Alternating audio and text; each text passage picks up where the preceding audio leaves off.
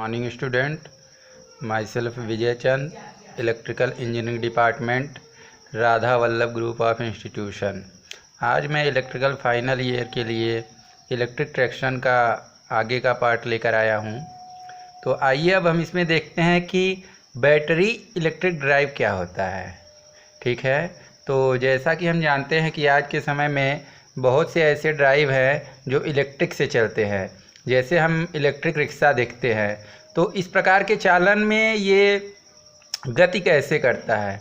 तो इस प्रकार के जो ड्राइव होते हैं आपके, उसमें जनरली डीसी मोटर का प्रयोग किया जाता है। तो डीसी मोटर को जो सप्लाई दी जाती है वो बैटरी की सहायता से दी जाती है। हम लोगों ने देखा होगा कि जो इलेक्ट्रिक ऑटो रिक्शा होता है उसमें 3 या 4 बैटरी लगी होती है। तो पहले उसको चार्ज किया जाता है, फिर उसको यूज में लाया जाता है। तो ये सब जो व्हीकल्स होते हैं, ड्राइव होते हैं आपके, बैटरी जब तक चार्ज रहती है उतने ही समय तक वह ऑपरेट होता है। तो कहने का तात्पर्य यह है कि इस प्रकार के मोटर को लंबे समय तक हम यूज नहीं कर पाते हैं। ठीक है, तो इसकी जो रेंज होती है स्पीड की, वो निश्चित होती है। अतः इसका कंट्रोलिंग क्या होता है, सरल होता है। चलिए आइए अब बात करते हैं जो हमारा इलेक्ट्रिक लोकोमोटिव होता है उसके ब्लॉक डायग्राम और उसके वर्किंग के बारे में। तो आइए यहाँ पे समझते हैं कंस्ट्रक्शन कैसा होता है, ब्लॉक डायग्राम कैसा होता है इलेक्ट्रिक लोकोमोटिव का। तो सबसे पहले यहाँ पर देखिए, ये है आपकी ओवरहेड लाइन। ठीक है, तो और ये हमारा संपूर्ण पार्ट है मोटर का। ये आपका है व्हीकल्स और ये है आपका ट्रैक। ठीक है, फिर ये आपका है पेंटोग्राफ। ठीक है, ये है आपका सर्किट ब्रेकर, ये है आपका ट्रांसफार्मर, ये होता है आपका रेक्टिफायर और ये होता है फिल्टर। इसका ये जो कनेक्शन होता है आपका, ये फेज होता है और ये पटरी जो होती है आपकी ग्राउंड न्यूट्रल का काम करती है। ठीक है, तो यहाँ पे न्यूट्रल की आवश्यकता नहीं होती। न्यूट्रल हमको पटरी की सहायता से मिल जाता है जो कि ग्राउंडेड होती है डिफरेंट जगहों पर। तो सबसे पहले ये जो इलेक्ट्रिक सप्लाई है ओवरहेड लाइन से एसी सप्लाई हम रिसीव कैसे करते हैं। तो इलेक्ट्रिक सप्लाई को रिसीव करने के लिए पेंटोग्राफ का यूज किया जाता है। कुछ पेंटोग्राफ हमारे ऐसे होते हैं कि ओवरहेड लाइन से टच रहते हैं और जहाँ पर कोल माइंस जैसे स्थानों पर, जैसा कि हमने पिछले लेक्चर में बताया था, वहाँ पर क्या होता है, ये इलेक्ट्रोमैग्नेटिक इंडक्शन लॉ पर वर्क करता है। तो ये ओवरहेड लाइन से लगभग 4 सेंटीमीटर दूरी पर होता है और इलेक्ट्रोमैग्नेटिक्स के सिद्धांत पर सप्लाई को रिसीव करता है। सप्लाई रिसीव करने, पेंटोग्राफ की सहायता से रिसीव करने के बाद इसे दिया जाता है एयर सर्किट ब्रेकर को। एयर सर्किट ब्रेकर को क्यों दिया जाता है? एयर सर्किट ब्रेकर को इसलिए दिया जाता है कि जैसे हमारा कोई शॉर्ट सर्किट होती है या फिर अनवांटेड करंट फ्लो होती है या फिर ओवरहेड लाइन में कोई फॉल्ट होता है, तो उस समय सर्किट ब्रेकर क्या कर देता है, सर्किट को ब्रेक कर देता है। तो सर्किट ब्रेकर से जो हमारी लाइन पास होती है, सप्लाई पास होती है, वो दी जाती है ट्रांसफार्मर को। यहाँ पर स्टेप डाउन ट्रांसफार्मर यूज होता है, स्टेप अप ट्रांसफार्मर यूज होता है, जो कि हमारे सप्लाई जो आती है उसको स्टेप अप करता है। तो यहाँ पर हमको एसी सप्लाई प्राप्त होती है। अगर हमें डायरेक्ट, अगर हमारा एसी मशीन है, एसी मोटर अगर यूज किया गया है, तो यहाँ पर रेक्टिफायर की ज़रूरत नहीं पड़ती है। लेकिन हमारा मोस्ट ऑफ द जो लोकोमोटिव्स होते हैं ना इस समय, वो क्या होते हैं, डीसी पर वर्क करते हैं। तो डीसी पर वर्क करने के लिए उन्हें डीसी सप्लाई की आवश्यकता पड़ती है। तो ट्रांसफार्मर से प्राप्त एसी सप्लाई को हम रेक्टिफायर सर्किट की सहायता से डीसी में चेंज कर लेते हैं।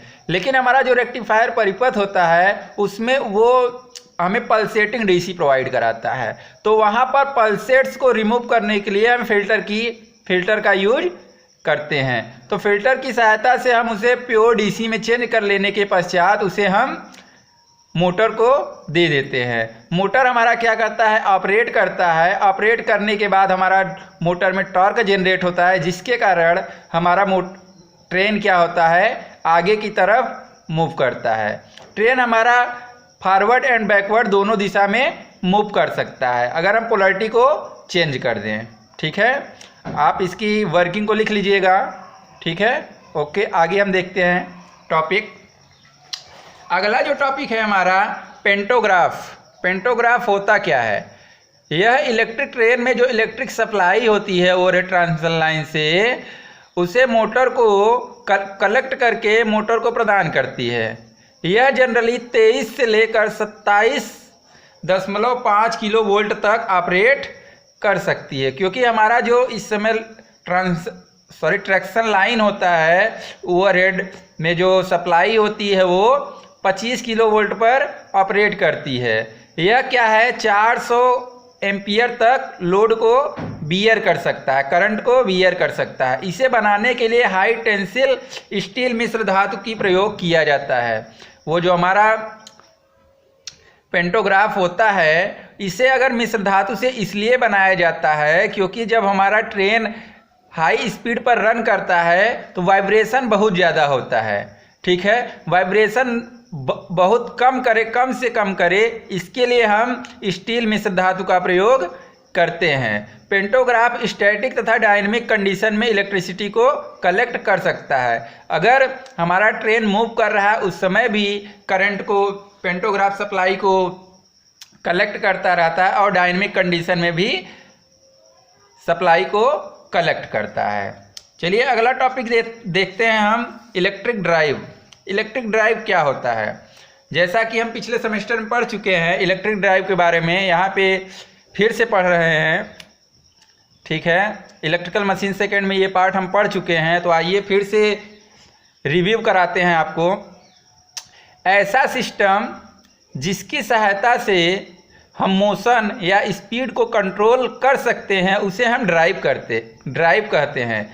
यदि यह सिस्टम इलेक्ट्रिक के माध्यम से यूज करके हम मोशन को कंट्रोल करते हैं तो उसे हम इलेक्ट्रिक ड्राइव कहते हैं। इसका प्रयोग हम इंडस्ट्रियल तथा डोमेस्टिक अप्लायंसेस में कर सकते हैं। इलेक्ट्रिक ड्राइव का हम यूज क्यों करते हैं, उसके एडवांटेज क्या होते हैं, आइए एडवांटेज को देखते हैं हम।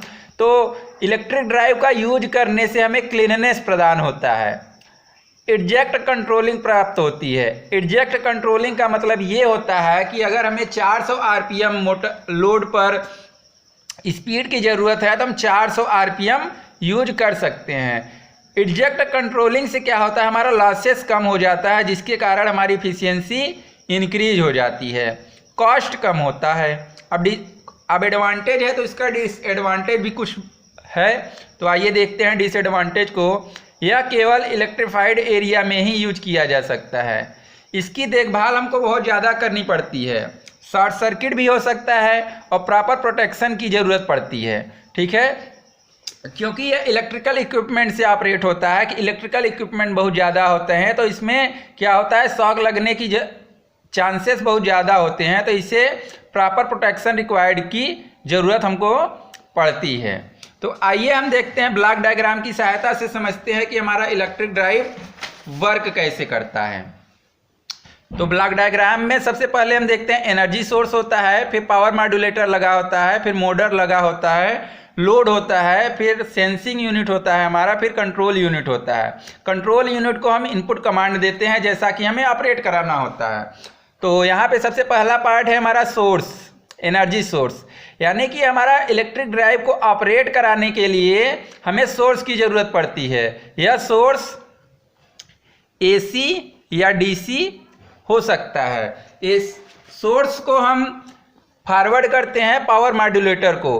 पावर मॉड्यूलेटर क्या करता है, हमारा पावर को क्या कर देता है, मॉड्यूलेट करता है। यह इनपुट तथा मोटर के बीच जो पावर होता है उसको क्या करता है, मॉड्यूलेट करता है, और लोड को जितने लोड के कैरेक्टरिस्टिक के अनुसार यह क्या करता है, पावर को मॉड्यूलेट कर देता है। मोटर जैसा कि हम जानते हैं इलेक्ट्रिकल एनर्जी को मैकेनिकल एनर्जी में चेंज करता है। यह एसी मोटर तथा डीसी मोटर कोई भी हो सकता है। लोड क्या करता है, मोटर से प्राप्त आउटपुट को वर्क की तरह यूज कर सकता है। मोटर तथा लोड के बीच कनेक्शन शाफ्ट या पट्टे की सहायता से हो सकता है। अब यहाँ पर हम देखते हैं सेंसिंग यूनिट क्या होता है। सेंसिंग यूनिट मोटर तथा लोड के बीच अगर कोई एरर प्रोड्यूस हो रहा है तो वो सेंस करके फीडबैक सिग्नल की सहायता से कंट्रोल यूनिट को देता है। अब ये कंट्रोल यूनिट क्या है? कंट्रोल पावर, सपोज करिए मोटर को हमको 100 किलोवाट की ज़रूरत है, लेकिन यहाँ पर हमें जो आउटपुट के रूप में मिल रहा है सम एरर्स मिल रहा है। तो हमें अब अगर सपोज करिए यहाँ पे हमें पावर ज़्यादा मिलने लगी, तो यहाँ पर हम इनपुट को अगर कम कर देंगे तो ये बैलेंसिंग कंडीशन में हो जाएगा। जो हमारा एरर है वो क्या हो जाता है?